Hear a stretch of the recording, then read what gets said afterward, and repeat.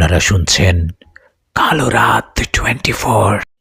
নীলগিরি পাহাড়ের গহীন অরণ্যে এক মায়াবী ঝরনার ধারে বাস করত নীলপরী অরোরা।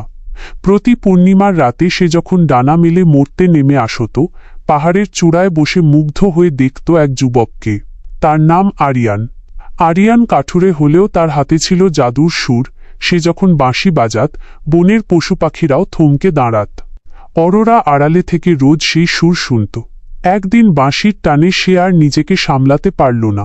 পরীর রূপ লুকিয়ে এক সাধারণ পাহাড়ি মেয়ের বেশে আরিয়ানের সামনে গিয়ে দাঁড়াল। তাদের পরিচয় হল, কথা হল। আরিয়ানের সরলতা আর পাহাড়ের প্রতি তার ভালোবাসা দেখে অরোরা নিজের অজান্তেই তার প্রেমে পড়ে গেল। অরোরা ভুলেই গিয়েছিল যে সে মর্ত্যের কেউ নয়, কিন্তু স্বর্গের নিয়ম বড় কঠিন। পরীদের রানী অরোরার এই প্রেমের কথা জেনে গেলেন। তিনি ক্রুদ্ধ হয়ে অরোরাকে ডেকে বললেন, মানুষের আয়ু ক্ষণস্থায়ী, আর তোমার অমরত্ব। যদি তুমি তার সাথে থাকতে চাও, তবে তোমাকে চিরতরে তোমার ডানা এবং জাদুশক্তি বিসর্জন দিতে হবে।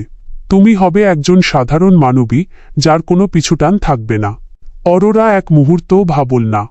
সে জানত, আকাশের অসীম শূন্যতায় একা ওড়ার চেয়ে আরিয়ানের ছোট কুঁড়ে ঘরে তার পাশে থাকা অনেক বেশি সুখের। পূর্ণিমার আলো এসে তার নীল ডানা দুটি বিসর্জন দিল। তার শরীরের জাদুকরী আভা মিলিয়ে গেল, কিন্তু হৃদয়ে জেগে রইল এক নিটোল ভালোবাসা।